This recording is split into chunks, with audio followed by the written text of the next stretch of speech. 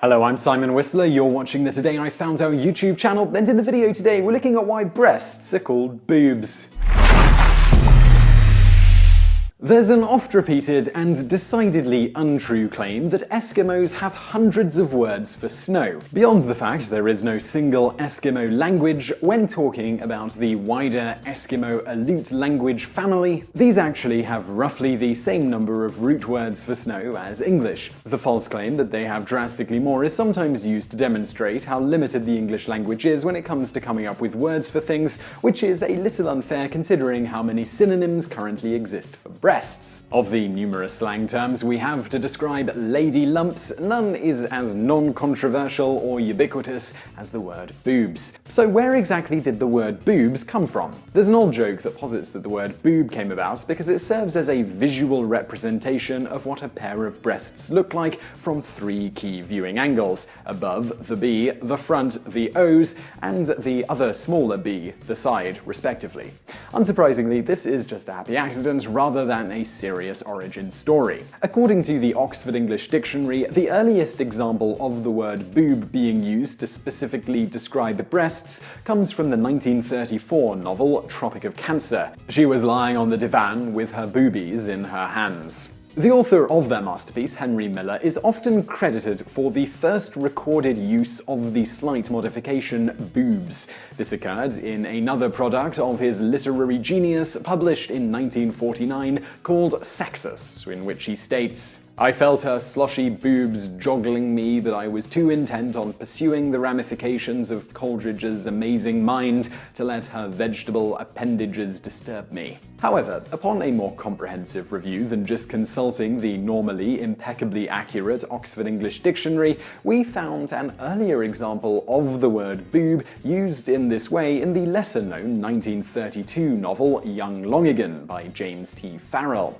In that work, you find the line, "Studs didn't usually pay attention to how girls looked except to notice the shape of their legs, because if they had good legs, they were supposed to be good for, you know, and if they didn't, they weren't. And to notice their boobs if they were big enough to bounce." Needless to say, whether Miller, who was well known for his works of erotic, breast-centric fiction, wrote his boobies line before 1932 or not, it's generally thought he did not coin this term for breasts, nor likely did Farrell. Now, you're probably aware that the word boob can also be used to describe a stupid, foolish, or otherwise clumsy person. This particular definition is generally thought to have derived from the Spanish word bobu, which roughly means dunce. This Spanish word, in turn, comes from the Latin bulbus, meaning stammering. There is also a less accepted theory that boob meaning stupid has Gaelic origins. Whatever the case, the word booby in English first popped up in the sense of fool or dummy around the late 16th century, and within decades was applied to the birds of the Sula genus. These birds have very large feet that make them look clumsy or foolish when they walk or run instead of fly. In addition, they would often land on ships and are supposedly exceptionally easy to catch, making them popular fare for sailors who began calling the birds boobies for their perceived stupidity.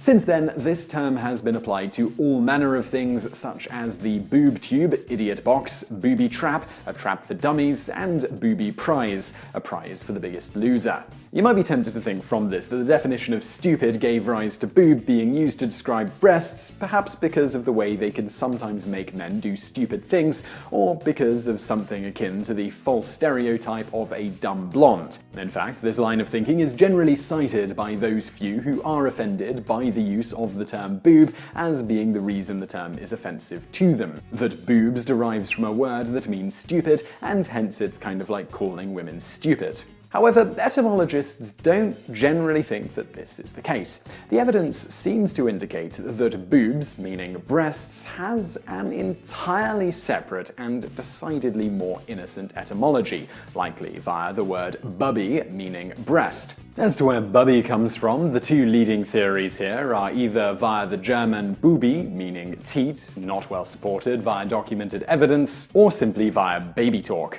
The first words children inevitably vocalize will often use consonants like P, B, D, and M in a repetitive fashion, creating formally nonsensical words like papa, dada, mama, and, most relevant to the topic at hand, baba.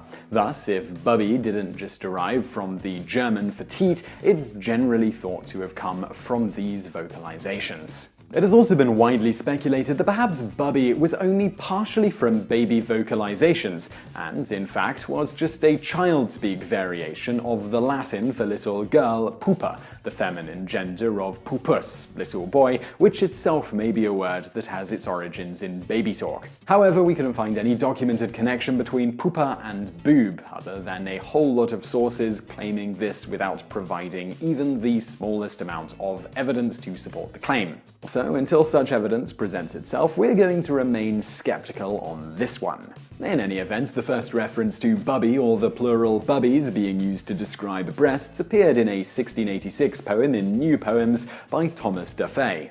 The ladies here may without scandal shew face or white bubbies, each ogling beau.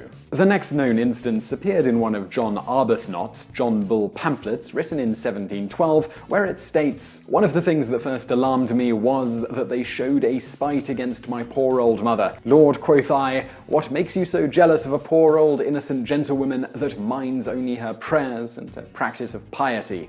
She never meddles in any of your concerns. Foe, say they, to see a handsome, brisk, genteel young fellow so much governed by a doting old woman. Why don't you go and suck the bubby?" 13 years later, in Richard Bradley's Family Dictionary, Volume 2, it gives a method for helping women express milk. But if, on the contrary, you're a woman who has no occasion for milk, there are more ways than one to make her lose it. First, let her put Chervil upon her bubbies and under her armpits. While the OED states that this term soon became obsolete, in fact there are numerous instances of it being used since then, even up to the present day, with it thought that this ultimately gave rise to the word boobies, as well as its many variants around the 1920s. Moving swiftly on, in regards to why boobs seem to be the most popular synonym for breasts, it has been speculated that it may have something to do with the fact that, for whatever reason, most people don't seem to find the word offensive, unlike many other synonyms for breasts that tend to draw a little more ire, like titties, chesticles, God's milk jugs, or fun bags.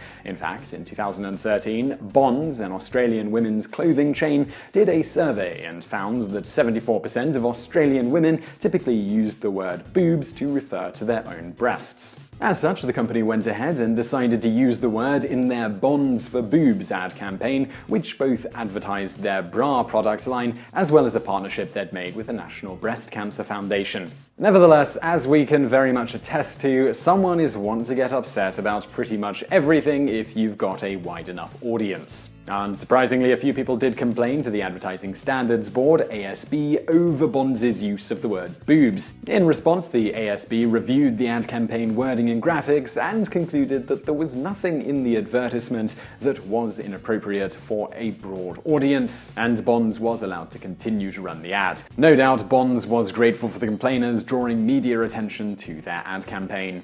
So I really hope you found that video interesting. If you did, please do give us a thumbs up below, and don't forget to subscribe if you haven't already. Also, if there's a question like this one that you'd like answered, do leave us a comment below and let us know what it is. We do read all the comments and reply to them when we can, so if we think it's an interesting topic, we'll pursue it. We'll make a video.